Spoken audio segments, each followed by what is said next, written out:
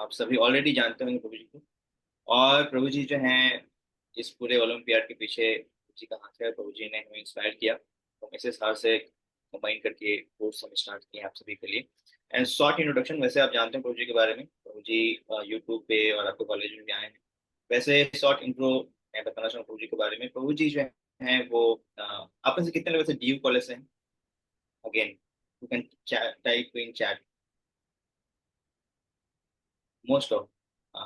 Okay, तो प्रभु जी भी टीयू यूनिवर्सिटी से उन्होंने ग्रेजुएट किया हुआ है और प्रभु जी कॉमर्स स्ट्रीम में टीयू से ग्रेजुएट हैं। एंड प्रभु जी ने 1993 में इस्कॉन में यूथ प्रीचिंग स्टार्ट किया दिल्ली के अंदर। और आज दिल्ली में इतने सारे यूथ आपको दिखते हैं जो इंस्पायर्ड है भक्ति के लिए, गीता पढ़ने के लिए। उसके पीछे प्रभु जी का हाथ है। एंड अमूल्य प्रभु, रसराज प्रभु, सरप्रिय प्रभु, सब जो आपको अभी आगे क्लासेस लेंगे वो सभी प्रभु जी से इंस्पायर्ड है।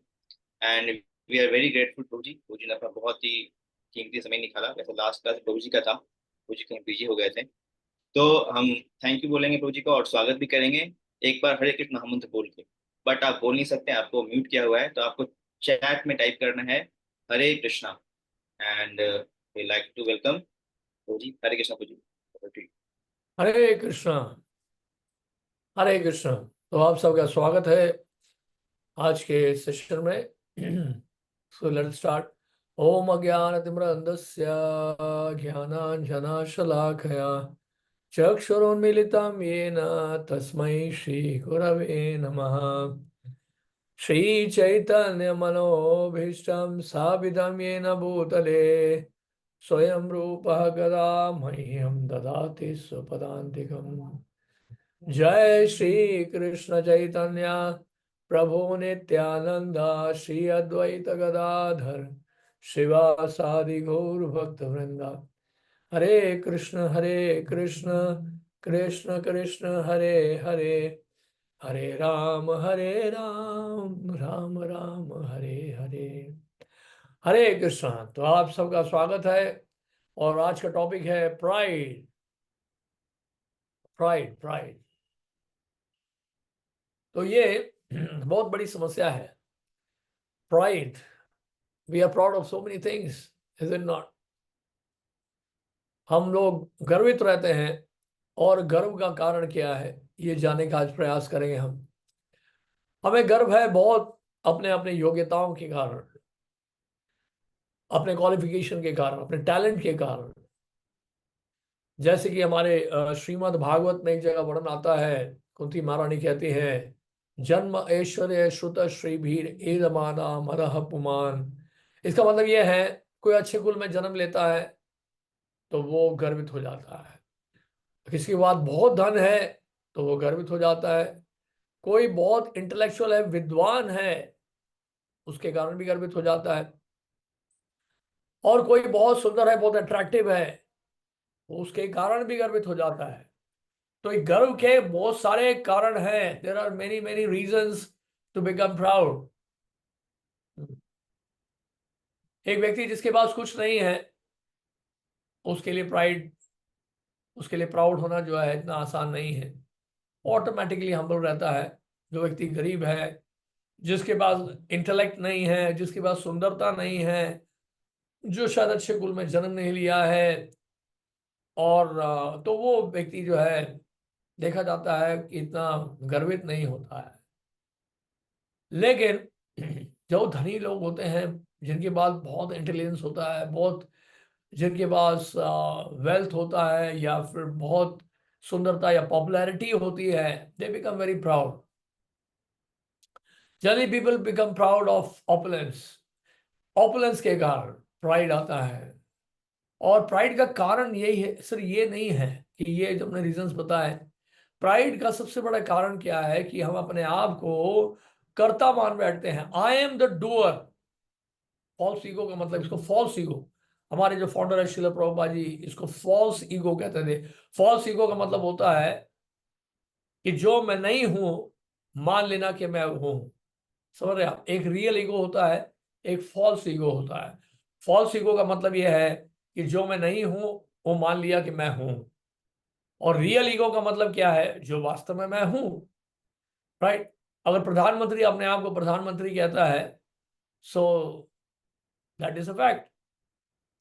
लेकिन अगर कोई एमपी अपने आप को प्रधानमंत्री सोचता है कि मैं प्रधानमंत्री जितना पावरफुल हूं, so that is called false ego.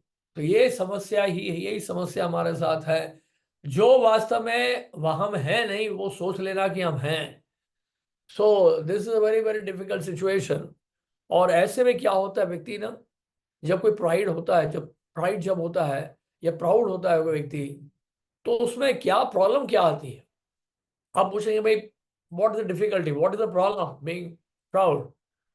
Okay, I am proud, but what is the problem? उसमें दिक्कत क्या, आपको क्या दिक्कत हो रही है इफ आई एम प्राउड? देखिए, जो व्यक्ति अहंकारी होता है, जिसमें गर्व होता है, जिसमें घमंड होता है, जिसमें प्राइड होता है, आपने देखा होगा उसके रिलेशन जो हैं अन्य लोगों के साथ, अपने फ्रेंड्स के साथ, रिलेटिव्स के साथ, नेबर्स के साथ, वो रिलेशनशिप बहुत ज्यादा जो है क्या होता है, खराब होता है। ऐसे लोगों को लोग रेस्पेक्ट नहीं करते, हालांकि वो सोचते हैं कि हाँ जी, I am the best person, I am the greatest. लेकिन people don't respect such people. Those who are proud are not respected by other people. They may think that they are being respected, but they are not actually. तो उस वजह से क्या है कि ये सबसे बड़ा ब्लॉक ये हो जाता है, they start losing relationships. Relationship जो है ब्रेक हो जाती है उससे, if you one is proud. क्योंकि those people are proud, they don't know how to respect others. सबसे बड़ी समस्या ये है कि if somebody becomes proud, they don't know how to respect others. वो नहीं जानते कि दूसरों को कैसे सम्मान किया जाए। यानी कि कहने का मतलब क्या है, what does it mean? It means कि दूसरों की काबिलियत को नहीं समझ पाते हैं, दूसरों की योग्यता को सराहा नहीं पाते हैं, दूसरों के गुणों को नहीं देख पाते हैं, अच्छे गुणों को नहीं देख पाते हैं। व्यक्ति जो गर्वित होता है, दोस्त हु आर प्राउड, वो हमेशा दूसरों में दोष देखते हैं, वो किसी में अच्छाई देखते नहीं है। क्यों नहीं देखते हैं? क्योंकि उनको लगता है कि सारे गुण तो मुझ में ही हैं, मैं तो गुणों की खान हूं, मैं तो गुणों का भंडार हूं, मैं तो फूलों से बना हुआ हूं, बाकी सब तो कांटे से बने हुए हैं। है कि नहीं? तो खुद को मानता है कि फूलों से बना है और दूसरों को मानता है कि कांटों से बने हैं। तो इसलिए दूसरों में अच्छे गुण दिखते ही नहीं है ऐसे व्यक्ति को। तो इसलिए जो व्यक्ति प्राउड होता है, जिसके अंदर प्राइड होता है, वो वास्तव में सामने वाले के साथ अच्छे रिलेशनशिप बना ही नहीं पाता है, क्योंकि दूसरे में उसको दोष दिख रहा है। अगर आपको दोष दिखेगा दूसरों में, तो वो संबंध आपका टूट जाता है, ब्रेक हो जाता है। और ऐसा व्यक्ति जो प्राउड होता है, ही becomes very very aggressive, and he becomes, क्या कहते हैं उसको, इम्प्यूडेंट, धृष्टता आ जाती है उसके अंदर, और ही बिकम्स वेरी एग्रेसिव। और दूसरों के साथ का संबंध जो है वो बहुत खराब होने लगता है। किसी की प्रशंसा नहीं कर पाता है, किसी की भी प्रशंसा नहीं सहन कर सकता हो। अगर उसके सामने जो व्यक्ति गर्वित है, अगर उसके सामने किसी अन्य व्यक्ति की प्रशंसा कर दी जाए, तो वो नहीं सह पाता हो। जैसे कि एक स्टोरी है जिसमें दो मित्र जो है आपस में चर्चा कर रहे हैं। एक मित्र कहता है, जानते हो, हमारे गांव में जो लड़का था ना, वो जज बन गया है। तो दूसरे फ्रेंड ने कहा, तो क्या हुआ? जज बना नहीं, जज बना है तो क्या हुआ? उसको तो ऑनरेरियम मिलता होगा, सैलरी थोड़ा मिलती है। तो कहने का मतलब ये है, the person, those people are proud, they can not see good in others, and they can not see, they can not appreciate the good qualities of other. और अगर किसी के साथ अच्छा होता है, किसी के साथ भला होता है, तो ये देखकर वो दुखी होते हैं। They become very very unhappy seeing good of others. किसी के साथ बड़ा अच्छा हो रहा है, किसी के भला हो रहा है, किसी की बड़ाई हो रही है, किसी की प्रशंसा हो रही है, किसी को समाज में ऊंचा पद मिल रहा है, किसी को कोई धन मिल जाता है, कोई बहुत फेमस हो जाता है, तो लोग उसके राइवल हो जाते हैं। दोस्त are proud, they become rival. बोलते हैं, अरे उसका क्या फेम है भाई, उससे ज्यादा तो हमारे व्यूअर्स हैं। So they can not appreciate other people, that is a problem. जब दूसरों को अप्रिशिएट हम नहीं कर पाते हैं, दूसरों में कमियां ही नजर आती हैं, और दूसरों को इंसल्ट करने की भावना बनी रहती है, दूसरों को नीचा दिखाने की भावना रहती है, तो ऐसे व्यक्ति का समाज में सम्मान नहीं हो पाता। नोबडी रेस्पेक्ट दैट पर्सन, ये रूल लूजेस रेस्पेक्ट। और लोग जो सोचते हैं कि ऐसा व्यक्ति है, ये इतना इसको गर्व है, इतना अहंकार है, he so proud of everything, you know. So the person is proud, he doesn't know that one day he is going to lose everything. वो सोच रहा है उसके पास सब कुछ है। I am so wealthy, I am so intellectual, I am so knowledgeable, I am so intelligent, I am so big, I am so famous, I am so wealthy, I am so influential, I know so many people, everybody glorifies me, these are my contacts। तो वो ऐसा मन में सोचता रहता है हमेशा। Sir भारी रहता है उसका, सर कभी हल्का नहीं होता। Is head strong.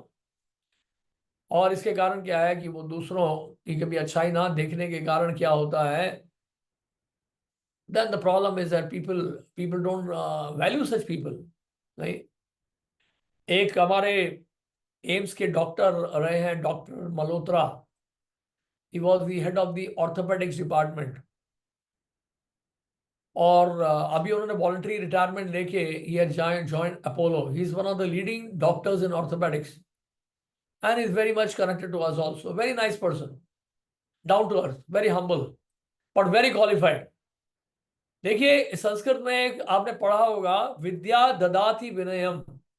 अगर वास्तव में आप विद्वान हैं तो आपको वो क्या बनाएगा, विनम्र बनाएगा। व्यक्ति जो वास्तव में बहुत बड़े होते हैं, those who are really qualified and those who are really intelligent, those who are really big, they are actually humble। तो ये जो डॉक्टर मल्होत्रा हैं, इन्होंने अपना एक्सपीरियंस बताया एम्स में। उन्होंने बताया मैं इतने वर्षों से एम्स में रहा, इस हॉस्पिटल में, आई स्टडिंग द ऑर्थोपेडिक्स डिपार्टमेंट। और मेरा एक्सपीरियंस मैं आपको बताता हूँ, एम्स में बहुत बड़े बड़े डॉक्टर्स आए, बड़े बड़े डॉक्टर्स आए। और ये जो डॉक्टर्स हैं, इन्होंने बहुत नाम कमाया, शोहरत कमाई, बड़े फेमस भी हो गए, सब कुछ हो गए। लेकिन उनका बिहेवियर जो था पेशेंट्स के साथ, एडमिनिस्ट्रेटिव स्टाफ के साथ, एम्प्लॉयज के साथ, अपने कोलीग्स के साथ, अपने स्टूडेंट्स के साथ, उनका जो रिलेशनशिप था बहुत ही ज्यादा रूड था, एरोगेंट थे बड़े। लेकिन क्योंकि बहुत हाई पोजीशन में थे वो, they should head the department and some of them became the medical superintendent also. So they were in a very strong position in the aims. So people were not reacting so much. But लोग मन ही मन जो है बहुत ज्यादा एक तरह से दूर होने लगे ऐसे व्यक्ति से। अच्छा, जब ये देखिए, जब ऐसे लोग रिटायर हुए, एम्स छोड़ के चले गए, तो डॉक्टर मल्होत्रा बता रहे थे, ऐसे लोग जब छोड़ के गए हॉस्पिटल, और जब भी वो वापस आते थे, कोई नहीं पूछता था उनको, कोई नहीं पूछता था। लोग बड़े खुश हुए कि अच्छा हुआ ये आदमी यहां से गया। People were happy that he has left. Why people were happy?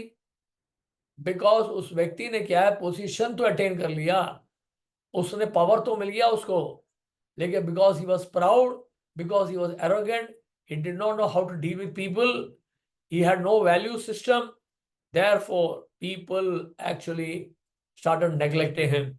लोगों ने उसकी अवहेलना करनी शुरू कर दी, और लोगों ने यही सोचा कि ये व्यक्ति जो है रिटायर हो गया है, बहुत बड़ी सर से बला हटी। People were happy when that person left. तो डॉक्टर मल्होत्रा बता रहे थे, लेकिन जो डॉक्टर जिनका बिहेवियर पेशेंट्स के साथ अच्छा रहा है, एम्प्लॉयज के साथ अच्छा रहा है, those are down to earth and actually they are really qualified, उनका नाम आज भी एम्स में है। लोग आज भी उनको रेस्पेक्ट करते हैं, सम्मान देते हैं। देखिए, बहुत धन होगा आपके पास, बहुत विद्वत्ता होगी, बहुत बुद्धि होगी, बहुत अधिक क्वालिफिकेशन होगा, बहुत वेल्थ होगा आपके पास, बहुत फेमस भी होंगे आप, अगर देखिए वैल्यूज नहीं है, कल्चर नहीं है, और ये जो ह्यूमन क्वालिटीज हैं जो होनी चाहिए, जैसे कि devoid of pride, humility, tolerance, ये क्वालिटीज अगर नहीं डेवलप हो रही हैं एजुकेशन के साथ, ये कल्चर, ये वैल्यू सिस्टम नहीं डेवलप हो रहा है, तो क्या है, ये जो हमारा जो टैलेंट है ना, हमारा जो क्वालिफिकेशन, हमारा जो ऑपुलेंस है, वेल्थ है, इंटेलेक्ट है, इसका जो इन्फ्लुएंस है वो बहुत लंबे समय तक नहीं चलेगा। आप समझ रहे हैं? इसलिए वैल्यूज का महत्व है। आज गांधी को फादर ऑफ नेशन इसलिए नहीं कहा जाता कि बेसिकली वो बैरिस्टर थे या उन्होंने इंग्लैंड जाके जो है लॉ किया या फिर नहीं। गांधी को आज भी लोग मानते हैं because he had so much value system with him. That's a fact. इसलिए लोग मानते हैं उनको। That's why people respect. आज अगर देखिए, विजयदशमी के दिन विजयदशमी के दिन रावण को जलाया जाता है और रावण को जलाने पर लोग बड़े खुश होते हैं, मतलब रावण इज बर्न्ड, यानी कि ऐसे राक्षस के ऊपर विजय प्राप्त की भगवान श्री राम ने। रावण का संहार हुआ, यानी ऐसे पापी व्यक्ति का संहार हुआ जो बहुत अहंकारी था। Ravana was very very proud. He was very very proud of his knowledge. He was very very proud of his wealth. उनकी लंका जो है पूरे सोने की बनी हुई थी और को यही लगा, और सारे जितने देवी देवता भी थे वो सारे उनके कब्जे में थे। सारे ग्रह नक्षत्र सब उनके कब्जे में थे। सब डरते थे उनसे, सब भयभीत थे। बट उनको ये नहीं पता था कि उनसे भी बुद्धिमान व्यक्ति कोई है। जिस तरह से हिरण्यकशिपु के बारे में बताया जाता है शास्त्रों में, Hiranyakashipu was very very proud and he performed austerity to please Lord Brahma for 36,000 years and he attained so many powers, so many mystic powers. बहुत सारी सिद्धियां उसको प्राप्त हो गई and he became very powerful and he actually terrorized the entire universe. पूरे ब्रह्मांड में उसने जो आतंक मचा दिया और बड़े बड़े देवी देवता भी उससे कांपते थे। और उसने एक वरदान भी मांग लिया ब्रह्मा जी से। जानते हैं क्या वरदान मांगा उसने? उसने बोला मुझे वरदान दीजिए। पहले उसने वरदान मांगा कि मैं अमर होना चाहता हूं, मरना नहीं चाहता। ब्रह्मा जी ने कहा कि मेरी भी मृत्यु निश्चित है, आपको अमर होने का वरदान कैसे दे सकता हूं?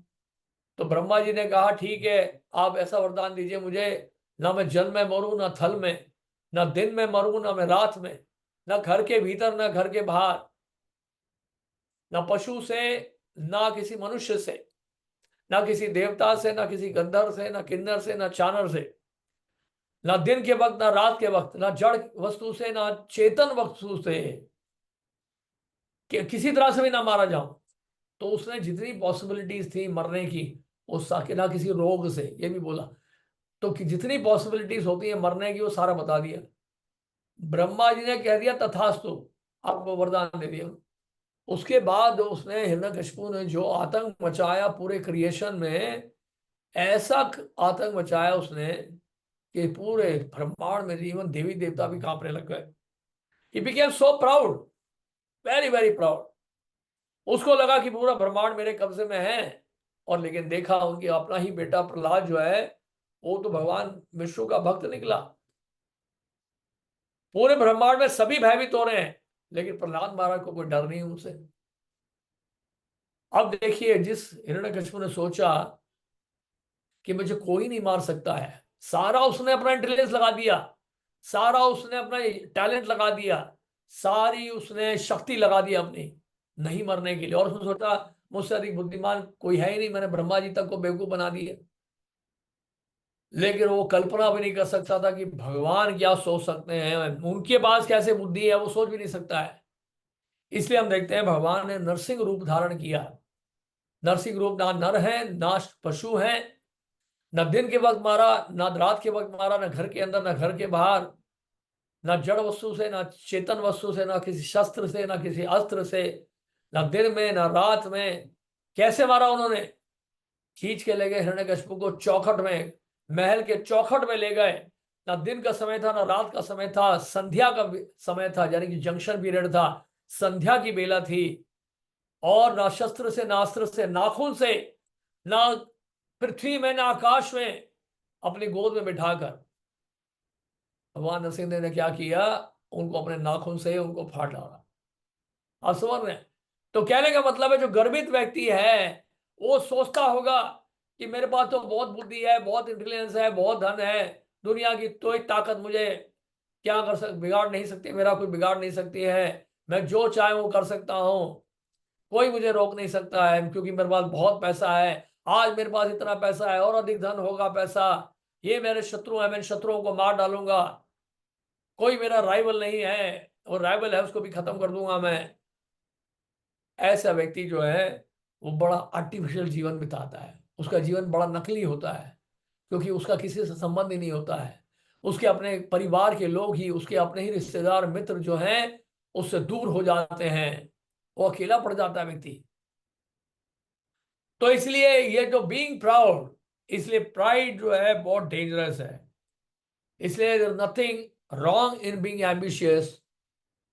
एम्बिशियस होना गलत नहीं है, अच्छी बात है, लेकिन ध्यान रहे, हमेशा ध्यान रहे, जो भी हमें मिल रहा है हमें हमेशा भगवान को धन्यवाद देना चाहिए कि उनकी कृपा से हमें सब कुछ मिल रहा है। क्योंकि याद रहे, जो हमें दिया है भगवान ने वो कभी भी हमसे लिया भी जा सकता है। ऐसा ना सोचें कि हमें मिल गया है तो हमसे लिया नहीं जाएगा।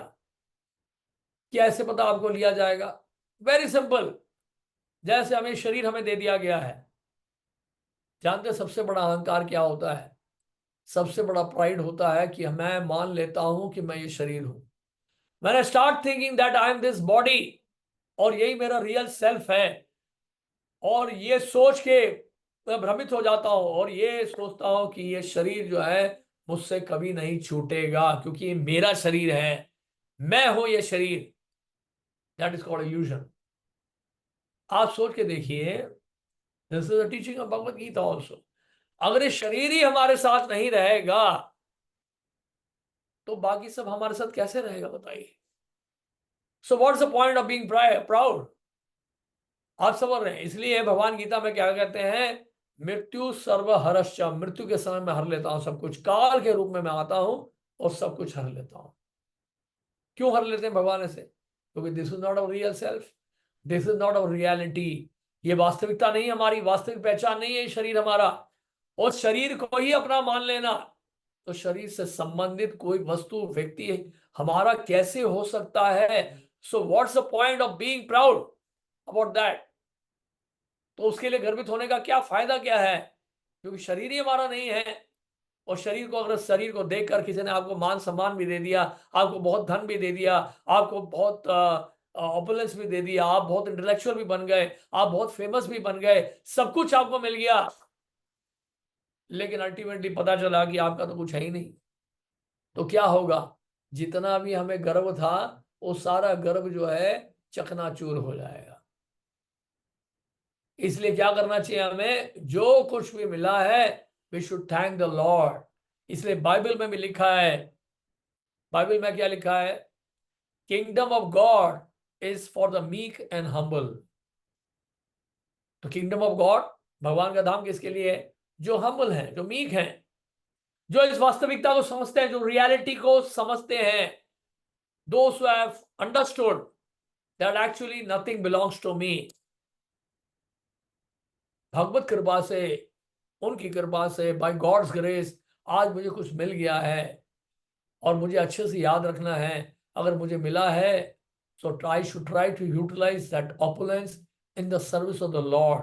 क्योंकि एक ना एक दिन जो है मुझसे छीन लिया जाएगा ये। So at least let me be grateful to the Lord, express my gratitude to the Lord. और ऐसा करेंगे, if you are not proud, अगर हम प्राइड हमारे अंदर नहीं है, अगर हम हम्बल रहेंगे, हमारे अंदर टॉलरेंस होगा, विनम्रता होगी, सहनशीलता होगी, तो उसका परिणाम ये होगा, हमें इतना मिलेगा कि उसको हम संभाल नहीं सकेंगे। Yes, that's a fact, because the Lord knows that you will not misuse what is given to you. हमें जो मिला उसको हम उसका दुरुपयोग नहीं करेंगे, ये भगवान हमें जानते हैं, इसलिए वो देंगे हमें। फॉर एग्जाम्पल, जैसे कि एक अच्छे पिता जिनके पास बहुत धन है, वो अपने बच्चे को उतना ही देते हैं जितना कि वो संभाल सके, जिसके लिए वो योग्य है। अगर उसको अधिकार से अधिक दे देते हैं तो संभावना ये रहती है कि वो बच्चा बिगड़ जाए। लेकिन जब फादर ये देखते हैं कि बच्चा जो है ग्रो हो गया है, मैच्योर हो गया है, बड़ा हो गया है, और अभी वो जानता है कि इस वेल्थ को किस तरह यूटिलाइज करना है, उसको मिसयूज नहीं करेगा, अपने पोजीशन को मिसयूज नहीं करेगा, अपने इंटेलेक्ट को मिसयूज नहीं करेगा, अपने ओपुलेंस को मिसयूज नहीं करेगा, then what happens is the son he inherits the property of the father. भगवान गुरु की सॉरी पिता की संपत्ति का क्या बन जाता है, उत्तराधिकारी बन जाता है वो। he inherits the property, he claims the property, rightful claim होता है उसका फिर। तो इसलिए हमारे कहने का मतलब ये है कि let us not be proud, let us try to be simple and humble, and that will really help us। और कई लोग ऐसा सोचते हैं कि आपने प्रभु जी ये तो बता दिया कि one should not be proud, but अगर हम्बल रहते हैं ना तो लोग सोचते हैं कि हम डरपोक हैं, ये बेचारा कमजोर व्यक्ति है, और ये सोच के ये देख के लोग हंसते हैं हमारी विनम्रता को कमजोरी मानते हुए। लेकिन आपको मैं बता दूं, विनम्रता कमजोरी नहीं है, humility is the greatest weapon, tolerance is the greatest weapon. ये सबसे बड़ा हमारा शस्त्र है, सबसे बड़ा शस्त्र है। जो विनम्र रहेगा, जो सहनशील होगा, वो बहुत कुछ कर पाएगा। लेकिन विनम्र तो ठीक है, एक तो ये सामान्य शिक्षा है। लेकिन कोई कहे कि प्रभु जी आपकी बात तो अच्छी लगी हमें सुनने में, लेकिन जो क्षत्रिय हैं, वॉरियर्स हैं, मिलिट्री में हैं, अगर मान लीजिए कोई शत्रु अटैक कर रहा है, कोई चाइना या पाकिस्तान आक्रमण कर रहा है हमारे ऊपर, और हम बोले भैया हम बड़े विनम्र हैं, हम विरोध नहीं करेंगे, उनको मारना है मारने दो, हम नहीं लड़ेंगे, क्योंकि हमें प्रभु जी ने बताया था कि विनम्र बने रहना है, सहनशील होना है, सहन करना है, late us not fight, I want fight. ये बात सही है कि नहीं? ऐसा लोग सोच सकते हैं कि प्रभु जी ने क्या इंस्ट्रक्शन दे दिया, इसका मतलब डिफेंस होना ही नहीं चाहिए कंट्री में, क्यों बनाया मिनिस्ट्री ऑफ डिफेंस, क्यों इतने बड़े बड़े गन्स बनाए हैं और टैंक बनाए हैं, रॉकेट्स बनाए हैं, मिसाइल्स बनाए हैं, सब पागलपंती है, बेकार है, सब बेवकूफ़ी की बनाई गई है। और अच्छा ये है कि हम सहन करें, विनम्र बने और चुपचाप बैठे रहें, let China come inside our country, Pakistan China सब आ जाए, हम विनम्र बने रहते हैं, चुपचाप बैठ जाइए, लेट देम अटैक। नहीं जी, इसका मतलब ये नहीं है। इसका मतलब ये है कि अपने अपने धर्मों का पालन तो हमें करना है। The Kshatriyas, they have to protect the country, the administrative people, those who are actually into protection of the country, they have to perform their duty। अगर ऐसा होता तो भगवान अर्जुन को युद्ध करने के लिए क्यों कह रहे हैं भगवत गीता में बार बार? भगवान अर्जुन को क्यों ये नहीं कह रहे कि विनम्र बनो अर्जुन, सहनशील बनो और युद्ध मत करो? भगवान ने गीता में कहीं कहा है? नहीं कहा। भगवान ने अर्जुन को कहा युद्ध करने के लिए कहा, किस लिए? धर्म की स्थापना करने के लिए, to establish the religious principles for righteous activity. धर्म की स्थापना करना क्षत्रिय का कर्तव्य है कि वो एनफोर्स कर सकता है रिलीजियस प्रिंसिपल्स। सो क्षत्रिय के पास वो पावर होता है, वो कर सकता है, एनफोर्स कर सकता है वो। तो इसलिए भगवान ने अर्जुन को नियुक्त किया कि आप युद्ध करो, क्योंकि क्षत्रिय होने के नाते, being a warrior, this is your duty, that was his duty. That doesn't mean कि अर्जुन जो है ही वाज प्राउड। देखिए, हम्बल होना और साथ में ड्यूटी परफॉर्म करना, ये दोनों कॉन्ट्रडिक्टरी नहीं है। व्यक्ति जो है हम्बल भी हो सकता है, साथ में अपने कर्तव्यों का पालन भी कर सकता है, दैट इज पॉसिबल। अगर वो ये जानता है कि मैं जो युद्ध कर रहा हूं वो भगवान की प्रसन्नता के लिए युद्ध कर रहा हूं, that is not my actually credit. क्योंकि अर्जुन जब तैयार हो गए तो उन्होंने क्या बोला? My illusion is gone, I have regained my memory, now I am ready to act according to your instructions. आपके आदेश अनुसार मैं अब युद्ध करने के लिए तैयार हूं। अर्जुन ने ऐसा कहा, अर्जुन युद्ध करने के लिए तैयार हो गए। So that was his humility. Arjun की ह्यूमिलिटी क्या थी? अर्जुन आज्ञा का पालन कर रहे थे, ये उनकी ह्यूमिलिटी थी। अर्जुन का प्राइड क्या होता?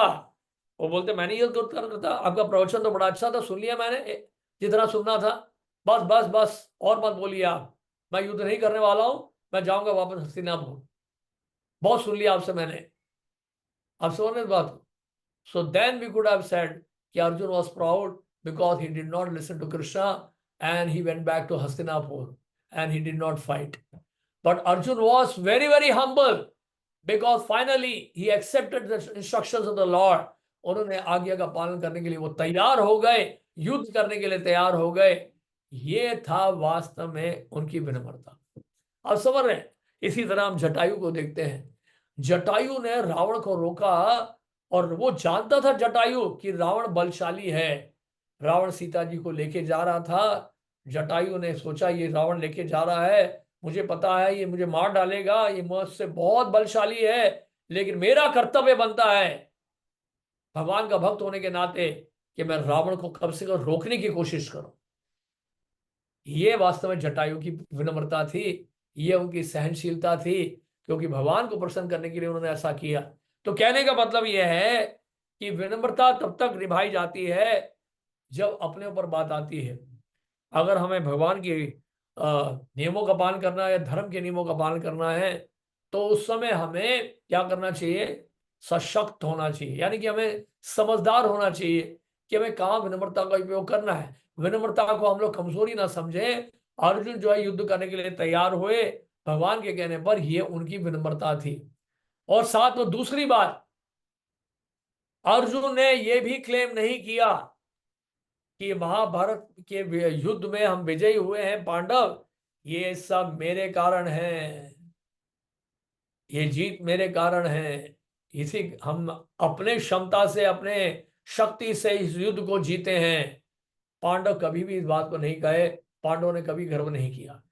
पांडवों ने श्रेय दिया भगवान को, अर्जुन ने श्रेय दिया कृष्ण को। अर्जुन ने कहा कि कृष्ण मेरे सारथी थे, इसलिए हम लोग विजयी हो पाए, इसलिए विजयी हो पाए क्योंकि भगवान मेरे साथ में थे, वो सारथी बने थे। That's why we were victorious. So he gave full credit to the Lord. तो कहने का मतलब ये है, इस तरह से क्या है, हमारी एनर्जी बनी रहती है। If you are humble, then we are able to maintain our energy to continue our activities. नहीं तो क्या होगा, अगर गर्वित होंगे तो कुछ दिनों तक गाड़ी चलेगी, लेकिन मैंने जैसे बताया कि गर्वित होने के बाद क्या होगा, एक समय ऐसा आएगा जीवन में जब ये सब हम करने लायक नहीं। ओल्ड एज में क्या होता है, ओल्ड एज में केवल क्या रहेगा आपके साथ, जानते हैं? ओल्ड एज में आपके साथ केवल एक ही चीज रहेगी, और वो है वैल्यूज। बाकी सब धीरे धीरे छिन जाएगा हमसे। That's a fact. हमारा हेल्थ छिन जाएगा, वेल्थ के ऊपर नजर होगी किसी और की, आप समझ रहे हैं? पोजीशन छिन जाएगा। हो सकता है कि हम लोग रिटायरमेंट से पहले बहुत ऊंचे पोस्ट में क्यों ना हो, लेकिन रिटायरमेंट के बाद सब कुछ छिन जाता है, पोस्ट भी छिन जाता है, वेल्थ के ऊपर भी लोगों की नजर होती है, हेल्थ भी छिन जाता है, हम काल की तरफ बढ़ते हैं। और ऐसे में फिर हमारे साथ क्या रह जाता है बताइए? ऐसे में केवल हमारी वैल्यूज रह जाती हैं, हमारे गुण रह जाते हैं, सद्गुण रह जाते हैं। और सबसे बड़ा गुण है, जो वास्तव में विनम्र होगा, सहनशील होगा, वो समझ पाएगा कि वास्तव में यही जीवन है, यही संसार है। इसलिए मुझे जैसे जीवन में मुझे वृद्धावस्था का सामना करना पड़ रहा है, मैं करूंगा, no problem, that is life, I have to accept the fact. तो एक बड़े आसानी से एक्सेप्ट कर पाएगा। लेकिन व्यक्ति जो गर्वित रहा है पूरे जीवन भर, he won't be able to tolerate. जब उसके बाद कुछ होगा नहीं, जब उससे छीन लिया जाएगा, उसकी हालत खराब हो जाएगी। इसलिए हम कई देखते हैं ऐसे कई लोग जो बहुत धनी रहे, बहुत वेल्दी रहे, बहुत नॉलेजेबल रहे, बहुत फेमस रहे, जब उनके साथ क्या हुआ, इस प्रकार उनके साथ भाग्य उनका साथ देने नहीं लगा, और धीरे धीरे जब सब उनका छिन गया, बिजनेस में लॉस हो गया, और इनफेमी हो गई, यानी कि फेमस भी नहीं रहे, इनफेमी हो गई, बदनाम भी होने लगे, वेल्थ भी छिन गया, सड़क पे आ गए। ऐसे लोग क्या हो जाते हैं?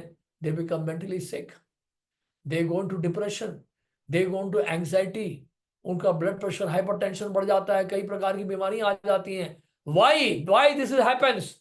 Because they were thinking that they were the doers. उनको ऐसा लगता था कि उन्होंने वास्तव में सब कुछ किया है, वो है वास्तव में कर्ता। अपने आप को कर्ता मान रहे थे वो, अपने आप को डोर मान रहे थे, मैंने किया है, मेरे कारण ऐसा हुआ है। उस तरह से क्या हुआ, ऐसा सोच सोच के क्या हुआ है, आखिर में अंत में क्या हुआ, जब सब कुछ छिन गया तो बिल्कुल अकेले पड़ गए। जब धन छिन गया, पोजीशन छिन गया, अकेले पड़ गए, इतने अकेले पड़ गए कि कोई मच्छर भी नहीं पूछने वाला था उस समय। लेकिन जिसके जीवन में वैल्यूज हैं, जिन्होंने उस लोगों से अच्छा रिलेशन बनाए रखा, लोगों को सम्मान दिया, लोगों को रेस्पेक्ट किया और अन्य लोगों को प्रशंसा की, नहीं, अन्य लोगों के क्वालिटीज को देखा, रिलेशनशिप अच्छे बनाए रखा, सदा दूसरों के साथ हम्बल रहे, टॉलरेंट रहे, ऐसा कुछ ना होने पर भी वो ऐसे लोगों को लोग याद करते हैं। तो इसलिए हम लोग को बड़ा सावधान रहना है कि हम एम्बिशियस जरूर रहें, बहुत कुछ हासिल करना है जीवन में हमें, वो सब आप करें, लेकिन ध्यान रहे कभी ये ना सोचें कि ये सब मेरे कारण हुआ है। तो प्रारब्ध के कारण आपको मिल रहा है, आपके भाग्य में लिखा है, आपने मेहनत की है तो आपको मिल रहा है। लेकिन याद रहे कि एक ना एक दिन क्या होता है, ये सब हमारे हाथ से निकलने लगता है। अगर हम वैल्यूज को साथ लेके चलेंगे, and if you remain humble and if you remain tolerant, then what will happen, we will be able to continue in this life happily. सुख शांति से अपना जीवन बताएंगे, ठीक है जो हो गया हो गया, ये भगवान की कृपा है। तो इस तरह से हमें समझना है। देखिए मैं आपको एक स्टोरी सुना के यहीं पे एंड करूंगा, and this is a very nice story. एक राजा थे, and that king was very very proud, and he had enormous amount of wealth. बहुत धन था उसके पास, बहुत बड़ा राज्य था, बहुत बड़ा साम्राज्य था। और उनका एक मंत्री था। मंत्री की एक आदत थी। क्या आदत थी? कि कुछ भी बुरा भी होता था तो मंत्री कहता था बहुत अच्छा हुआ, बहुत अच्छा हुआ, भगवान की कृपा है ये, बहुत अच्छा हुआ, बहुत अच्छा हुआ। और जब भी कुछ भी बुरा होता था समाज में, राज्य में, देश में, या किसी के परिवार में, वो यही मंत्री यही कहता था, बड़ा अच्छा हुआ, अच्छा हुआ, ये तो कृपा है, भगवान की कृपा है। वो मंत्री बड़ा विनम्र था, बड़ा हम्बल था। राजा को लगा कि क्या है, बेवकूफ आदमी है, बार बार हमेशा अच्छा है, अच्छा हुआ, अच्छा हुआ बोलता है। तो एक बार क्या हुआ कि राजा जो है बाहर गए हुए थे, अपने मंत्रियों के साथ कहीं बाहर निकले थे, तो रास्ते में क्या हुआ, उनकी उंगली कट गई। क्या कट गई? उंगली कट गई। तो राजा ने बताया मंत्री को, आज मैं गया था ना बाहर, जानते क्या हुआ, मेरी उंगली कट गई। तो उंगली कट गई आपकी? उंगली कैसे कटी? तो उन्होंने कहा ऐसा ऐसा हुआ, ऐसे मेरी उंगली कट गई। तो वो मंत्री ने कहा, उन्होंने कहा कि महाराज बहुत अच्छा हुआ, ये तो बहुत अच्छा हुआ, ये तो कृपा है, भगवान की कृपा है, बहुत अच्छा हुआ आपके साथ। राजा को बड़ा गुस्सा आया, ये मंत्री तो मेरे साथ मजाक कर रहा है, ये मेरा भी मजाक उड़ा रहा है, मेरी उंगली कट गई और बोलता है बहुत अच्छा हुआ। तो राजा ने मंत्री को उठा के जेल में डाल दिया। जेल में जब डाल दिया तो जेल में रहा वो। फिर क्या हुआ, अब वो जो राजा था अपने मंत्रियों के साथ, सेना के साथ वो निकल पड़ा शिकार पे, जंगल की ओर निकल गया। वहां पे कुछ डाकू लोग थे जो काली को बलि चढ़ा रहे थे, और उनको एक जीता जागता मनुष्य चाहिए था जिसके सारे अंग बराबर हैं, हाथ पांव सही सलामत है, कोई अंग कटा हुआ नहीं है। ऐसे मनुष्य को काली को अर्पित करेंगे। तो तैयारी होती थी, तैयारी हो रही थी, राजा देखने में लंबा चौड़ा लग रहा था, हट्टा कट्टा लग रहा था। उन्होंने कहा इसी को पकड़ लो, इनकी बलि चढ़ा देते हैं। तो बलि चढ़ाए, उनकी बलि चढ़ाने के लिए ले गए, सॉरी बलि चढ़ाए नहीं, और राजा को पकड़ के ले गए बलि चलाने के लिए। जब राजा को पकड़ा तो राजा के हाथ देखा उन्होंने, हाथ देखा कि उसमें, क्योंकि चंदन का लेप लगा रहे थे, और हाथ पकड़ा उन्होंने तो हाथ देखा उंगली कटी हुई है। अरे भैया किसको पकड़ के लेके आए, इसकी तो उंगली कटी हुई है। तो राजा को जैसे तैसे करके छोड़ दिया, भैया जाओ यहाँ से, निकलो, भागो यहाँ से। तो राजा बेचारा वहां से चुपचाप निकल आया, उसने कहा यार बच गया आज, नहीं तो हो जाती हालत खराब। है तो बलि चढ़ा रहे थे, गर्दन ही काट रहे थे, मेरा उंगली कटी हुई थी इसलिए बच गया।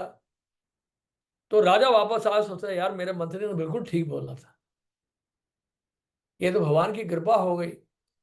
राजा ने मंत्री को जाके बोला, मंत्री मैंने तुम्हें वैसे ही कैद कर दिया, मुझे क्षमा करना, वास्तव में तूने सही कहा था कि जो मेरे साथ हुआ अच्छा हुआ कि मेरी उंगली कटी, ये भगवान की कृपा है।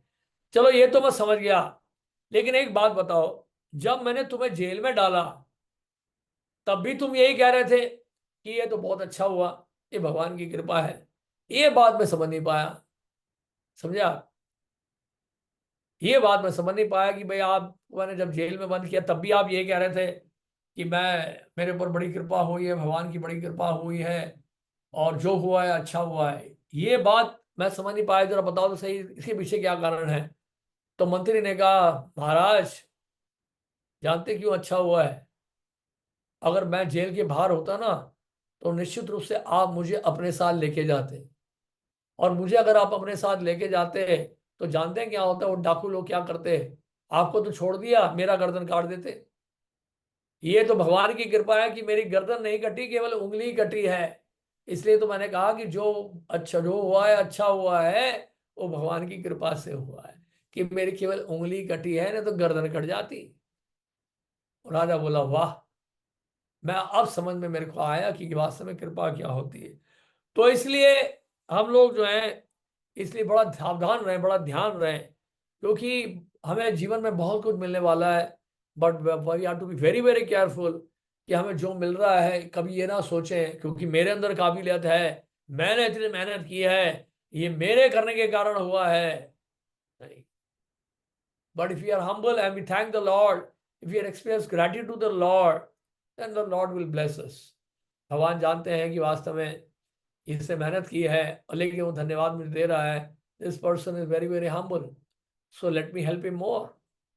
सो इस तरह से we should be careful, let us not become proud, let us develop values in our life, and by practicing God consciousness, by reading the teachings of Bhagavad Gita and other similar Vedic literatures, अगर ऐसा हम करेंगे तो हम सुखी रहेंगे, शांत रहेंगे, we'll be happy. If we are humble, we'll be happy. If we are proud, then we'll be in anxiety. ये याद रखिएगा, ये स्लोगन याद रखिएगा। If you are humble we will be happy, if you are proud will be in anxiety. ठीक है, तो ये कहकर हम विराम देते हैं। If you have any questions please do ask. आपका कोई प्रश्न है तो आप पूछ सकते हैं। हरे कृष्ण। हरे हरे कृष्ण। हरे कृष्ण। सागर कुमार को प्लीज आप अपने आप को अनम्यूट कर लीजिए। जी, जैसे जैसे कि ये सच है कि हमसे ये सब छीनने वाला है, हमारा वेल्थ, हमारा पोजीशन सब छीनने वाला है प्रभु जी। तो अभी जो हम लोग ये मेहनत कर रहे हैं इसे संचित करने के लिए, तो ये अभी करना चाहिए कि अभी से अब छोड़ देना चाहिए, मेहनत नहीं करना चाहिए बेकार में? मेहनत करना चाहिए, करना क्यों नहीं चाहिए? You become the richest man of India and help to preach the message of the Lord all over the world. आप समझ रहे हैं, Arjun was a big warrior. Arjun को ये तो नहीं कहा भगवान ने, जब सब कुछ बेकार है तो युद्ध क्यों कर रहे हो अर्जुन, जाओ जंगल में जाके भीख मांगो। ऐसा तो भगवान ने गीता में नहीं कहा। नहीं, ये याद रखिएगा, we need people who have values. Krishna says in Bhagavad Gita, whatever a great man performs common man follow, and whatever standards he sets by his exemplary acts the whole world pursues. यानी कि श्रेष्ठ व्यक्ति अपने आचरण के द्वारा प्रमाणित करता है, और जो श्रेष्ठ व्यक्ति जो करता है, सामान्य लोग उसी का ही आचरण करते हैं, उसी का अनुसरण करते हैं। इसलिए भले ही हम लोगों को ये सब ना चाहिए हो, फिर भी हमें क्या करना है, हमें ये सब करना है। We have to perform our duty. और एम्बिशियस है तो एम्बिशियस बने रहिए आप, but don't forget that it's all for the pleasure of the Lord.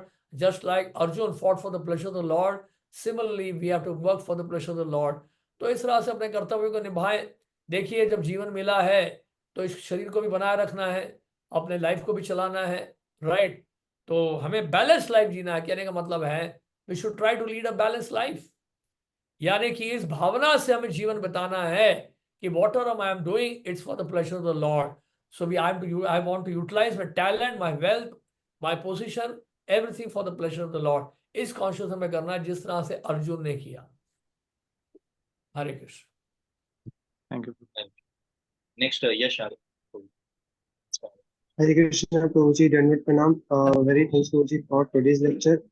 हरे कृष्ण। प्रभु जी, मेरा क्वेश्चन ये था कि प्रभु जी, जब आपने बताया कि हमें हमेशा ग्रेटफुल होना चाहिए गॉड के लिए, और हमें हमेशा ये समझना चाहिए कि हम डूअर नहीं है। तो फिर तो बट प्रभु जी, जब हमारे पास ऐसी सिचुएशन आती है, हम उसको भूल जाते हैं। हम हमेशा कैसे उसको रिमेम्बर रख सकते हैं? by association and by gaining knowledge. इसलिए मैंने कहा कि we have to read this literatures. When we read this Vedic literature, we'll get the information. Knowledge से basically हम अपने values को maintain कर सकते हैं. Knowledge from the right source, and by associating with the like-minded people, associating with the right people, जिनमें qualities हैं, then we can maintain. अकेले हम सब कमजोर हैं, लेकिन when we associate with those people who are humble, who are tolerant, then we will also imbibe those qualities. जैसे for example, crystal जानते हैं, crystal स्फटिक होता ना, स्फटिक किसी भी ऑब्जेक्ट के सामने आता है, उस कलर को imbibe कर लेता है. इसी तरह से क्या है, when we associate with like-minded people, तो क्या होगा, वो क्वालिटीज हम imbibe करेंगे, उनकी वैल्यूज हमारे अंदर भी आएंगी. So इसलिए we have to be very very careful whom we are associating with.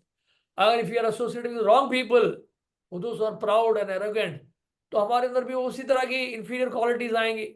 बोलेंगे भैया गर्वित होना, प्राउड होना ही जो है, यही है वास्तव में अचीवमेंट. नहीं, उस तरह के बन जाएंगे हम लोग. So we have to associate with right people. If you associate with the right people, will get that mood, will get those qualities, will be able to imbibe those values, and we will be able to remain fixed up. We will be able to remain determined in maintaining those values. So therefore, regular study of this Vedic literature is very, very important. At the same time, we need to associate with the right people to maintain these values. Otherwise, alone is very, very difficult. Hare Krishna. Next, Vansika. Hare Krishna, Prabhuji. Hare Krishna. Prabhuji, my question is that sometimes you have to stay with people who are full of pride and are humble with those people only who are better than them, and insult those who are lower than them. So there is a constant feeling of comparison and negativity. How can we overcome such feeling of being compared? No, there are people who are proud and there are people who are humble, but we have to make a choice. What we are supposed to become. If we are determined that I want to be humble, then we have to associate with only those people. That's all. See, there is a story. I will tell you a story.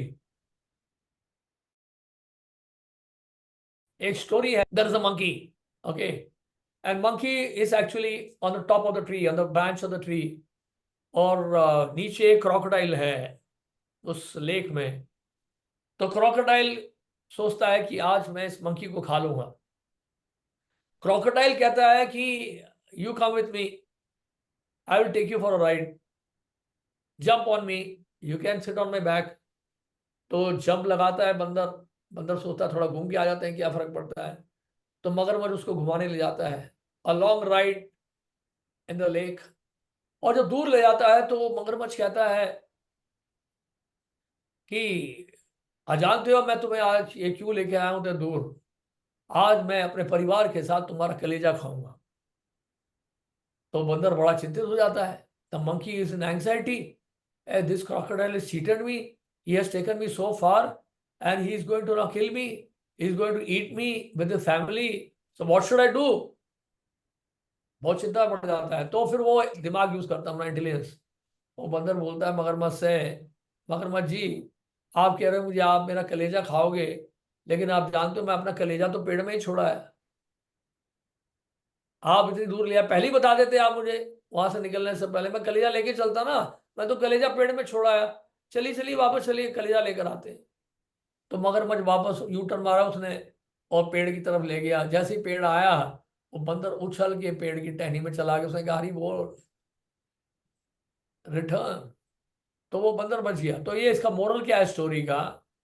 Moral ये है story का basically, अगर हमें ऐसे लोगों से मिलना भी पड़ जाता है कि दोस्त who are proud, please don't give your heart to them.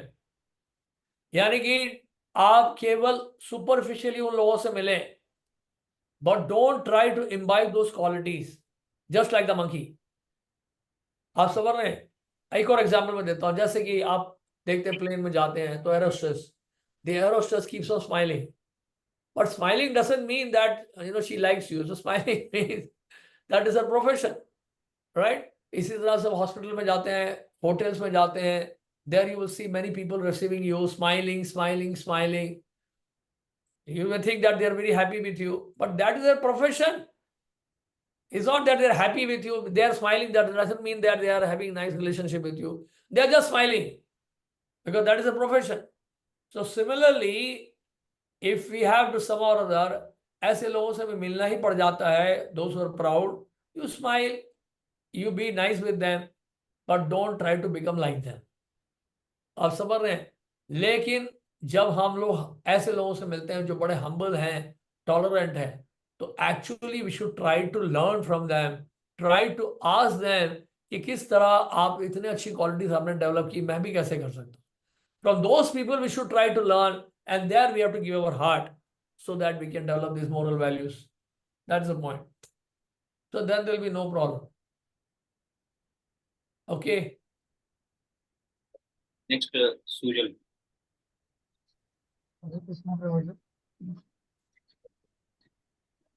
Hare Krishna.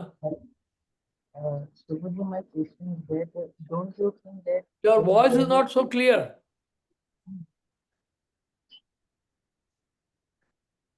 Hare Krishna Prabhuji. Hare Krishna. My question is that don't you think that there is very thin line between being a pride and being egoistic? I can't hear you. I'm sorry. आपकी आवाज नहीं आ रही है Sujal. Your voice is Speak. producing echo. Loudly.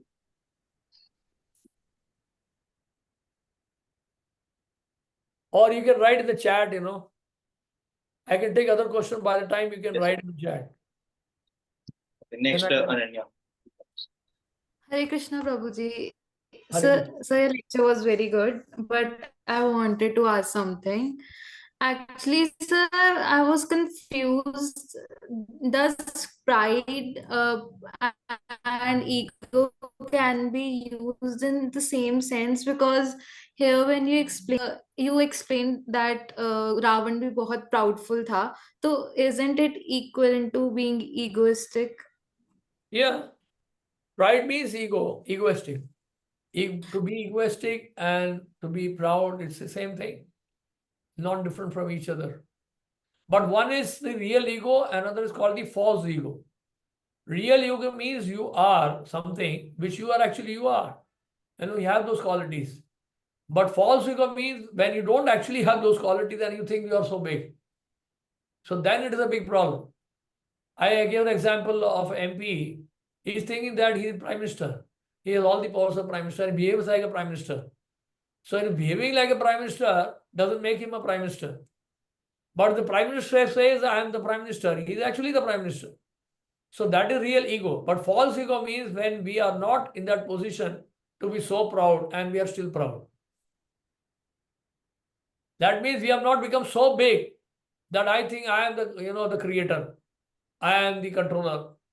We have become not so that big. There are many big people than me. There are many big intellectuals than me, and there are many rich people than me.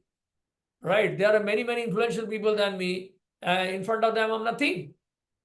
So I am thinking I am the most wealthy, I am the most intelligent. That is the problem. That is false ego. Is that right? So it's like that. Yeah, Prabhuji got it. Hare Krishna. Thank you, Prabhuji. Okay, thank you. Yes. Next, Giriraj. Hare Krishna Prabhuji, please accept my humble obeisances. Hare Krishna. सो प्रभु जी मेरा question है कि जैसे प्रभु जी आपने बताया कि association से जो है हम जब हम लोगों का एसोसिएशन करते हैं तो हमारे अंदर भी वो क्वालिटीज आती हैं. लेकिन प्रभु जी जब हम प्रभु जी ऑल द टाइम हम प्रभु जी कॉलेज में जा रहे हैं और प्रभु जी ऑल द टाइम हम लोग हमारे इंस्टीट्यूशंस पे रह रहे हैं जहाँ हम पढ़ाई कर रहे हैं या फिर घर में रहते हैं, तो प्रभु जी हमें वो वो एसोसिएशन प्रभु जी मिल नहीं पाता है. मतलब इतना ज्यादा ऑफ कोर्स हफ्ते में एक बार मंदिर आना होता है, लेकिन प्रभु जी वो रेगुलर उतना नहीं हो पाता है. मतलब उससे ज्यादा इन्फ्लुएंस हम लोग बाहर जा रहे हैं तो वहां से ज्यादा इन्फ्लुएंस हो जाते हैं. तो प्रभु जी कैसे बचे उस चीज से? मतलब देखिए, जितना आवश्यक है उतना ही आपको मिलना है लोगों से. Don't waste your time. That's the point. Because we spend lot of time wasting your time. हमें उतना ही टाइम बिताना है जितना कि आवश्यक है. आप समझ रहे हैं? और जितना टाइम आवश्यक नहीं है उस टाइम में we should try to develop all these qualities, all these values by reading Bhagavad Gita, by chanting the holy names of the Lord, by associating with the devotees who are humble and tolerant. We should try to develop those qualities. जितना जरूरी है उतना ही हमें समय बिताना चाहिए। आप समझ रहे हैं? ऐसे नहीं कि हम लोग बस स्टॉप पे खड़े हैं और खड़े ही हुए हैं, या फिर किसी क्लब में चले गए वहां बैठे ही हुए हैं, या कैंटीन में बैठे हैं तो बैठे ही हुए हैं, गपशप मार रहे हैं। सो that is all wastage of time. Point है जितना आवश्यक है, जितना जरूरी है, उतना ही समय बिताया जाए अन्य लोगों के साथ। बाकी time we should try to spend. अगर हम लोग देखिए, that is why we need right association to guide us. If you have right association to guide us, तो उस कॉन्शियसनेस से हमें पता चलेगा कि कितना कहाँ टाइम बिताना है। Problem is we waste lot of time, that's the main problem. We don't utilise our time properly, therefore we need somebody to guide us and how we can make our time utilize. Therefore we should make a schedule. हमारे जीवन में schedule होना चाहिए कि पूरे दिन में हमें करना क्या है। आप समझ रहे हैं? बिना शेड्यूल के अगर हम जीवन बिताएंगे तो विल नॉट अचीव एनी गोल। आज के दिन मुझे पूरे दिन क्या करना है, अगले हफ्ते के लिए मुझे क्या करना है, अगले महीने के लिए मुझे क्या करना है। We should all have schedule. उस शेड्यूल में हमें पॉइंट आउट करना है कि कितने लोगों से कितने दिन के लिए मिलना है, कितने घंटों के लिए मिलना है, और कब नहीं मिलना है, कब मिलना है। That's all. So we have to be strict on that. We have to become discipline in developing ourselves. That's very important. Otherwise क्या है, समय बीतता जाएगा और जो हम करना चाहते हैं लाइफ में नहीं कर पाएंगे, फिर waste time here and there. That's the point. So all these things can be developed if we properly utilize our time. And if we are unable to make schedule on our own, then we should take help of some mature people, some senior people who can help us and to make our schedule and guide us, and so that we can develop all these good qualities. Hare Krishna. Next Raja Ram. Hare Krishna. Hare Krishna प्रभु जी। राजा राम। प्रभु जी हरे मेरा Krishna. Question अलग है। प्रभु जी ये मैं कहना पूछना चाहता हूँ कि जब हम कृष्ण जी का नाम सुनते हैं तो हमारे मन में कुछ छवियां आती है, जैसे कि माखन चोर, हाँ, गोपियों से पास, रणछोर, या राइट। कहीं कहीं पे छल, जैसे कि दुर्योधन जब गांधारी जी के पास जा रहा था तो उन्होंने छल पूर्वक उसे पत्तियां पहनाई थी। तो प्रभु जी मेरा क्वेश्चन ये है कि तो कृष्ण जी को पूर्णतया आदर्श कैसे माने? देखिए, अगर हवाई जहाज हवा में उड़ रहा हो और आप गाड़ी में नीचे सड़क पे जा रहे हो, तो मेरा प्रश्न आपसे ये है सबसे पहले कि सड़क के नियम लागू होंगे हवाई जहाज में? राष्ट्रपति अगर सड़क में जा रहा हो तो क्या उसको स्टॉप लाइट में रुकना जरूरी है? नहीं है ना। तो हमारे नियम तो नहीं लागू होते हैं राष्ट्रपति के ऊपर। इसका मतलब क्या है? They are not ordinary people. The lord is not like us. पहले तो ये समझ लें, the lord is not bound by our rules. आप समझ रहे हैं? हम अपने नियम लागू कर रहे हैं भगवान के ऊपर। That is the problem. हम चाहते हैं जो इस संसार के नियम है वो नियम सारे लागू करते हैं उनके ऊपर।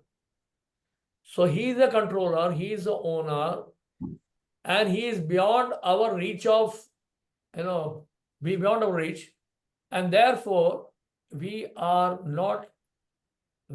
not supposed to judge according to our vision. तो कहने का मतलब यह है कि जैसे माखन चोरी की बात की हमने, मैं एग्जाम्पल दे रहा हूं आपको।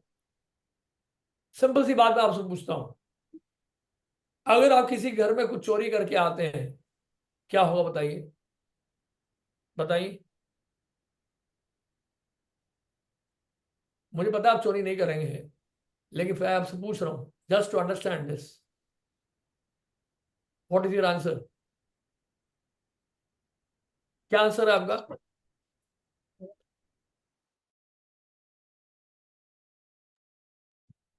राजा राम को आपको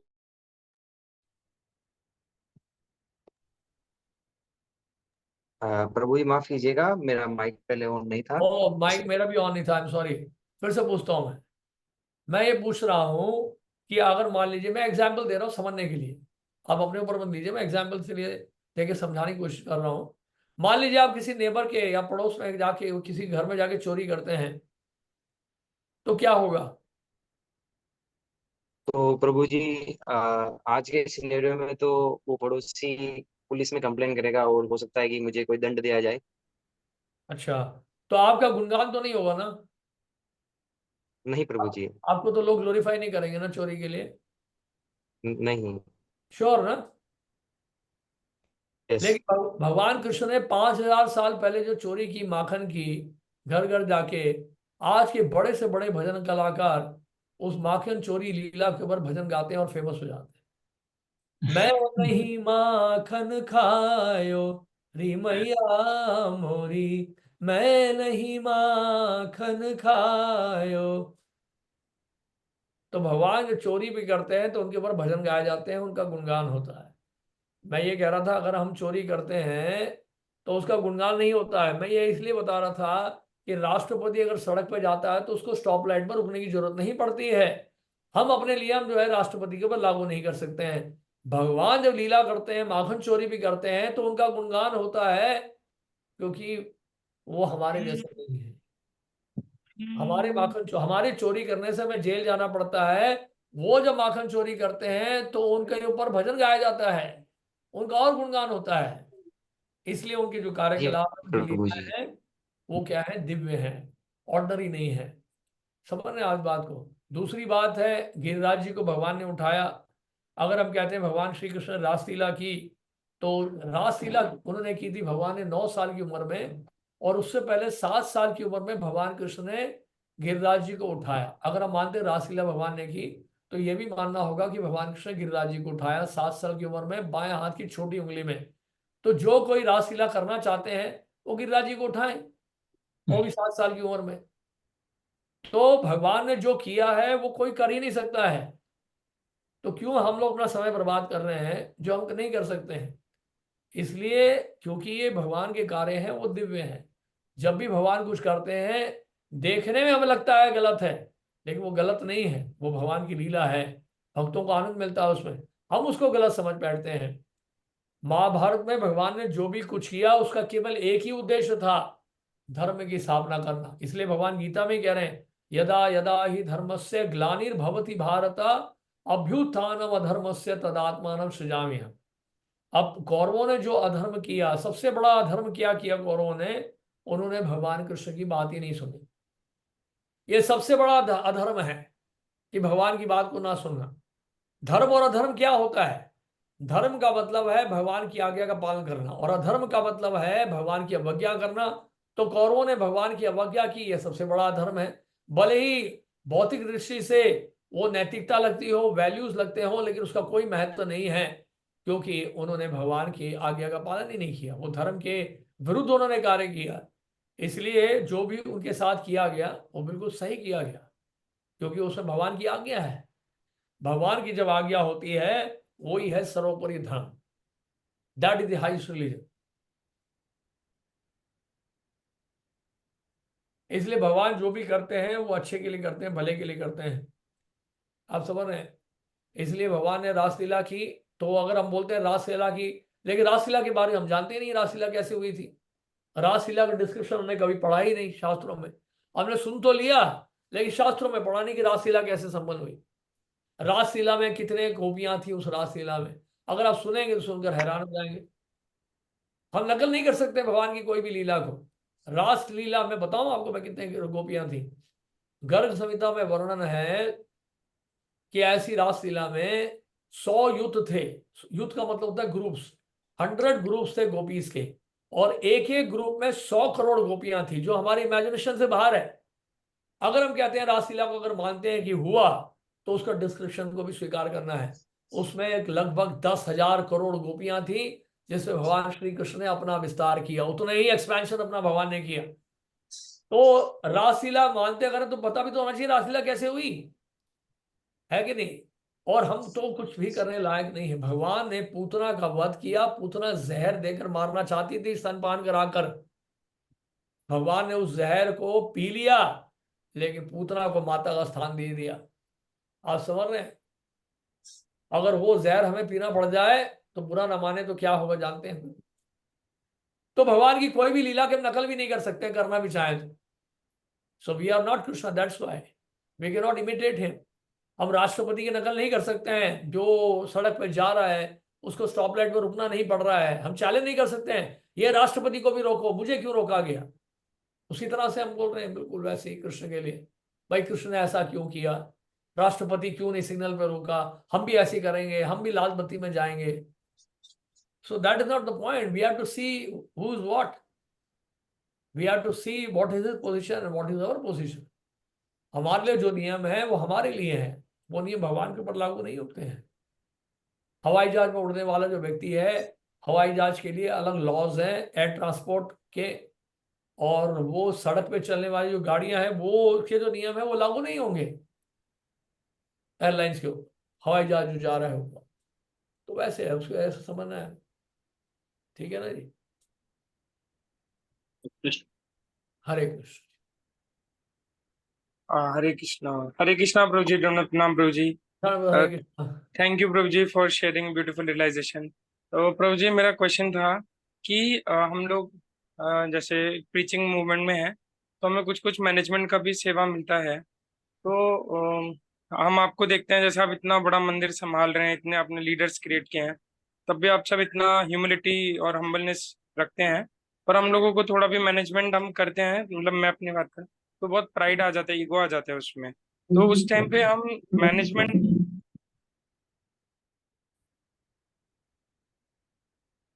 आवाज आपकी कट गई। सॉरी सॉरी वो म्यूट हो गया था देखिए।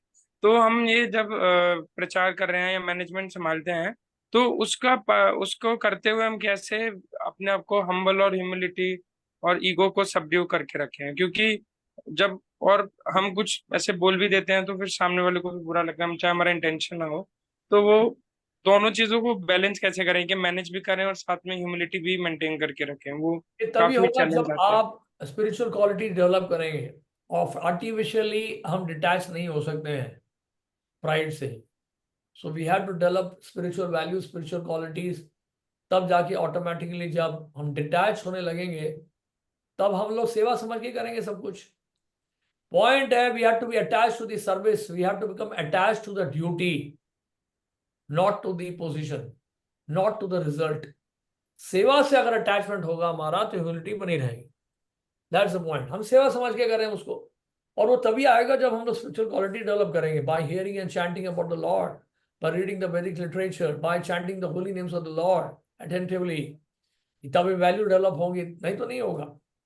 नहीं तो फिर हम सोचेंगे हाँ मैंने किया है, आई एम द कंट्रोलर, मेरे हिसाब से होना चाहिए, और ये मेरी बात नहीं सुन रहा है, मैंने इसको इतना टाइम दिया है, मैंने इतनी मेहनत की है, why is not listening to me, I will fire him, I will do like this और do like that. The point is that देखिए आप अपना कर्तव्य करें, अगर कोई व्यक्ति नहीं सुन रहा आपकी बात तो क्या किया जा सकता है, नहीं कुछ नहीं कर सकते आप, नहीं। तो इसलिए we should just perform our duty, और जो नहीं हो पा रहा है आप उसको कृष्ण के ऊपर छोड़ दो, Krishna, let Krishna handle that. We should try our best, we should try to our best to render service to the lord, to please him. और जो चीज नहीं हो पाती हैं then we should request the Lord to help us, that's all। आप समझ इस बात को। तो basically Yes. we have to develop spiritual qualities to remain detached, and then only we can have this consciousness of not being the doer, rather than we will think that we are just the servants of the Lord। Hare Krishna। Thank you प्रभु जी। हरे कृष्ण। तो जी 3-4 question और ले सकते हैं। 2 question ले लेंगे और just 2 questions। सुनील प्रभु। हरे कृष्णा प्रभु जी, दंडवत प्रणाम प्रभु जी। हरे कृष्ण, हरे कृष्ण। प्रभु जी मेरा क्वेश्चन है कि किसी भी फील्ड में, मटेरियल फील्ड में जैसे पढ़ाई कर रहे हैं किसी पर्टिकुलर जॉब के लिए, लेकिन वो जॉब नहीं मिल पा रहा है in spite of doing the best effort प्रभु जी, कहीं पे रिजेक्शन मिल रहा है तो कहीं पे सिलेक्शन नहीं हो पा रहा है प्रभु जी, तो इसको कैसे समझे प्रभु जी और इससे कैसे कॉप अप करें, क्योंकि फिर थोड़ा सैड और फिर मिजरेबल फील होता है प्रभु जी। तो देखिए इसलिए मैं कह रहा हूँ ना कि हमें basically we should keep on trying, जो हमारे फॉर्च्यून में लिखा है वो होके ही रहेगा, लेकिन we should keep on trying. आप समझ रहे हैं, देखिए लाइफ में बहुत सारे चैलेंजेस तो आएंगे, अप्स एंड डाउन तो आएगा आएगा, ये फेस होता है लाइफ में, सबके लाइफ में होता है, स्टूडेंट लाइफ में, सबके जीवन में ये फेज आता है जब स्ट्रगल होता है जॉब के लिए और अचीवमेंट्स के लिए, कंपटीशन है इतना, तो नेचुरली वो डिफिकल्ट सिचुएशन है, लेकिन we have to keep trying, what else we can do, is it not? इसके अलावा हम क्या कर सकते हैं बताइए? So therefore we should try, we should regularly read Bhagavad Gita, we should try to chant the holy names of the Lord and pray to the Lord that He may give us the right intelligence, right direction, right guidance, and the time will come when things will become better, right? समय आने पर भी ठीक होगा, आप कितना भी प्रयास कर लो, जब तक समय ठीक नहीं आता तब तक वो होता नहीं है। हमने देखा है एक व्यक्ति जो है जिसने बहुत क्वालिफाइड है, चार्टर्ड अकाउंटेंट है, सारे क्वालिफिकेशन उसके पास है, लेकिन उसको नौकरी नहीं मिल रही है। लेकिन कई लोग हैं जिन्होंने हाई स्कूल ड्रॉप आउट हैं, जैसे वो थे अपने क्या नाम, Bill Gates, he is a high school drop out and he became the world's richest man, right?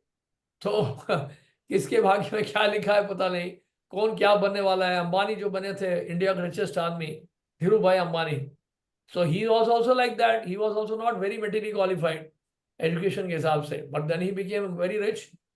तो जिसके भाग्य में लिखा है वो बनेगा ही बनेगा, क्वालिफिकेशन हो या ना हो, लेकिन वो सब कुछ जो है समय आने पर ही होता है। And we have to perform our duty, हमें ट्राई करते रहना चाहिए, let us not become discourage, we have to face the challenges in life, let us keep ourself motivated and we should try. देखिए हमें ना क्या करना चाहिए, हमें कुछ लोगों से गाइडेंस लेना चाहिए। अगर आप जो भी कुछ करना चाहते हैं, देखिए अगर आप चार्टर्ड अकाउंटेंट बनना चाहते हैं तो ऐसे लोगों से मिलिए जो सी हैं, चार्टर्ड अकाउंटेंट हैं, या जो सक्सेसफुल सीए के स्टूडेंट्स हैं, जो सीए कर चुके हैं, ये इन लोगों से गाइडेंस ले, भाई कैसे किया आप लोगों ने, कैसे आप लोग टॉप में पहुंचे, कैसे आपको जॉब में मिला। जो जिस एरिया में एक्सपर्ट है उससे गाइडेंस लेने की हमें कोशिश करनी चाहिए।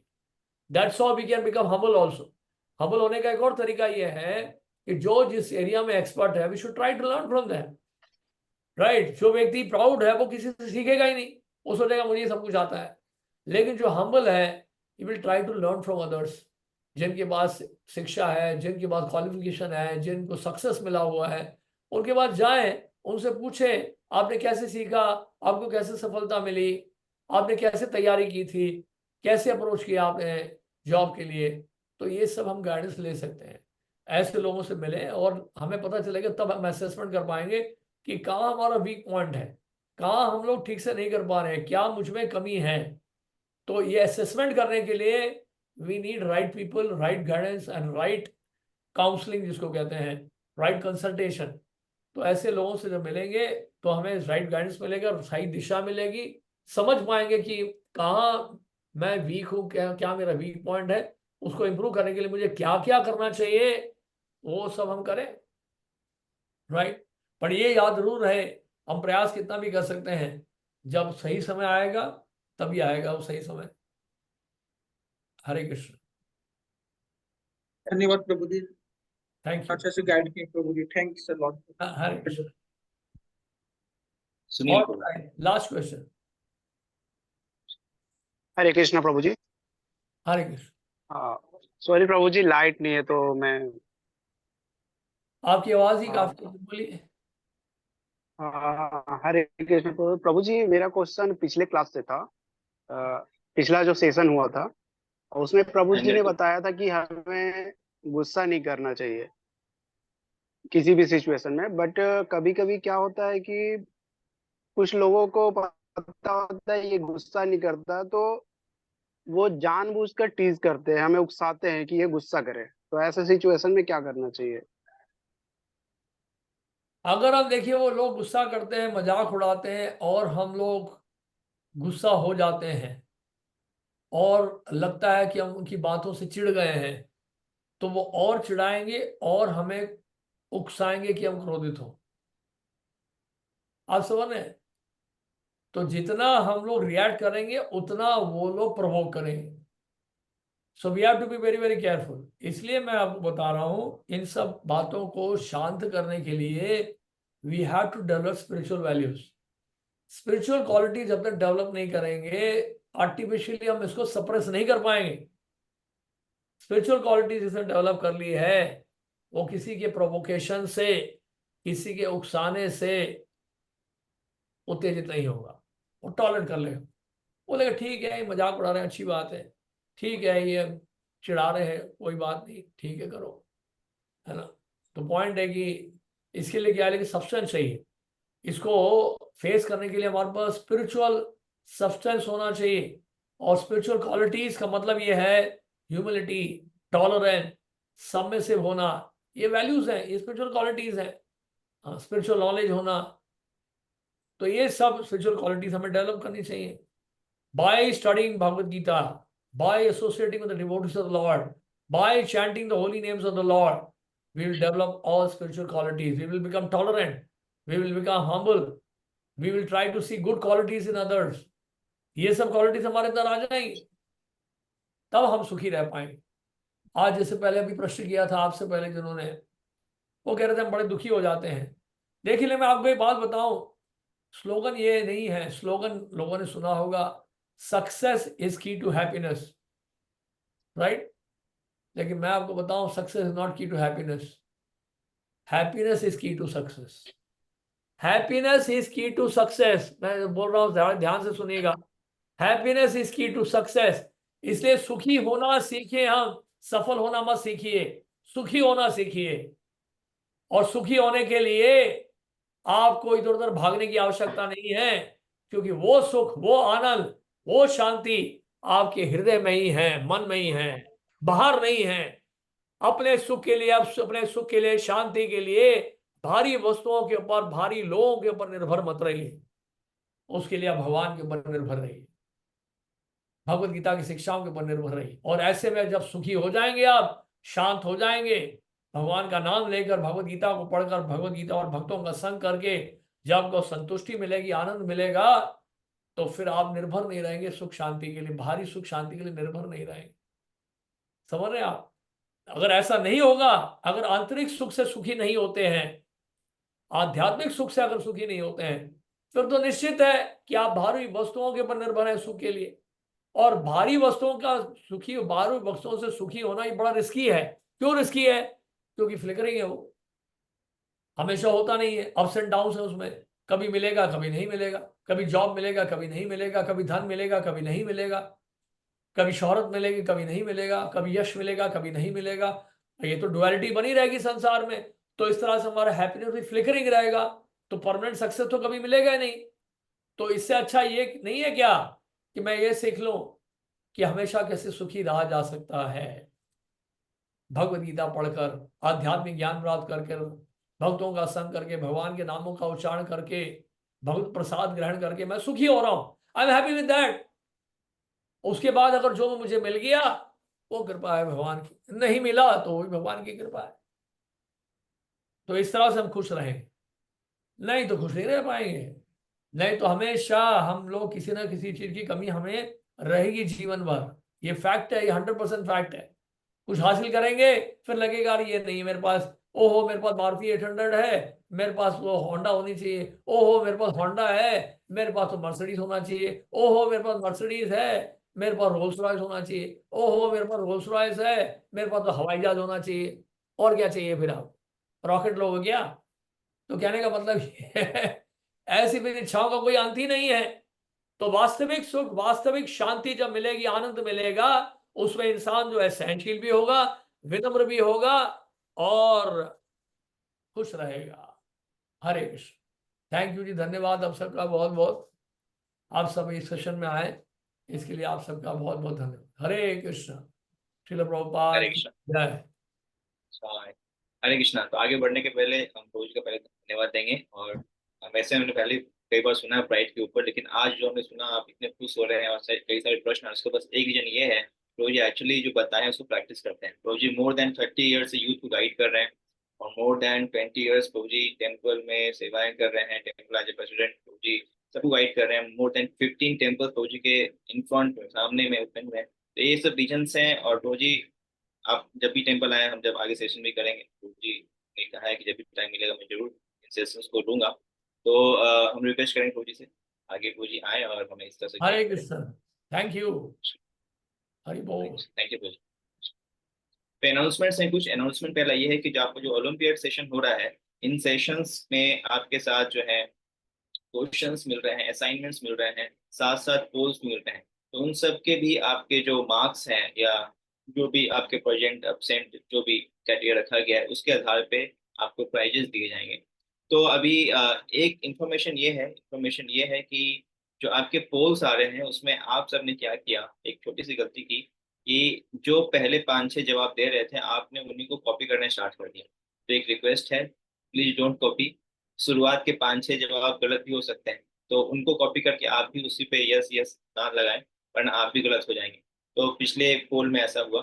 दूसरा, असाइनमेंट्स के जो क्वेश्चंस हैं वो आप प्लीज आंसर कीजिए, और काफी लोग आंसर कर भी रहे हैं, बहुत लोग नहीं कर रहे हैं। आपको कोई कंफ्यूजन है, कुछ पूछना है तो आप हमसे पूछ सकते हैं। जो भी चैट में नंबर्स हैं आप पोस्ट पे जाके उनसे पूछ सकते हैं, जो एडमिन उनसे पूछ सकते हैं चैट असाइनमेंट के रिगार्डिंग। एंड तीसरा है वो है आपका जो इंटरेक्टिव एक्टिविटी होती है, जैसे कि अभी क्वेश्चन आंसर हो रहा है तो आप इसमें आपको लगता है कि मेरा प्रश्न नहीं पूछा गया, अब क्या करें, तो आपको फीडबैक फॉर्म दिया जा रहा है। अटेंडेंस के साथ फीडबैक फॉर्म है, उसमें आप अपना क्वेश्चंस को मार्क कर सकते हैं, और हम लोग प्रयास करें जितना जल्द हो सके उसको आपको एज अ चैट या फिर ईमेल के थ्रू आपको रिप्लाई करें। Thank you very much. Any other questions? हमारे साथ उमापति पू जी हैं, सो उमापति पू कैन से कंक्लूडिंग वर्ड। हरे कृष्णा। सो धन्यवाद आप सभी का कि आप सब इतने उत्साहपूर्वक इस गीता ओलंपियाड में अ, भाग ग्रहण कर रहे हैं।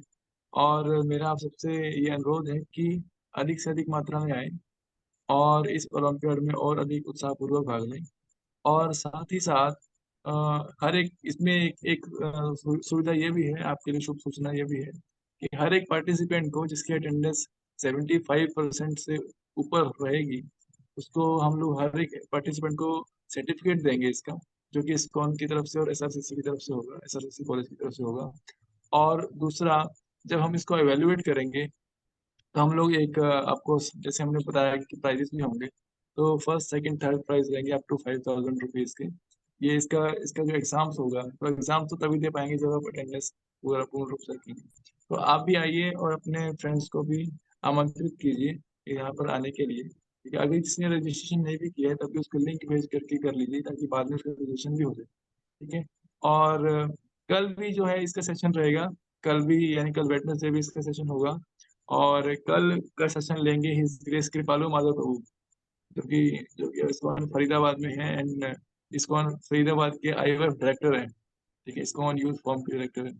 वो भी हमें बताएंगे। Very learned, very experienced and very very realisation, जो रियलाइज पर्सन है। तो आपको उनसे भी सुनने का अवसर मिलेगा। तो मेरी आप सबसे प्रार्थना है कि अधिक से अधिक इस अवसर का लाभ उठाएं, क्योंकि ये ऐसे अवसर बार बार नहीं आते, बार बार ऐसे आयोजन नहीं होते। तो इस अवसर का अधिक से अधिक लाभ उठाएं। और आप सबको अनेक अनेक शुभकामनाएं और अधिक अनेक अनेक साधुवाद कि आप इस प्रकार अपनी स्टडी के साथ साथ और इस कल्चरल जो इवेंट्स हैं, इवन ऐसे जो इवेंट्स हैं, इसमें आप पार्टिसिपेट कर रहे हैं। और कल्चरल वैल्यू सीखना भी बहुत इंपॉर्टेंट है पढ़ाई के साथ साथ, इसलिए आप लोग धन्यवाद के पात्र हैं। हरे कृष्णा। जगत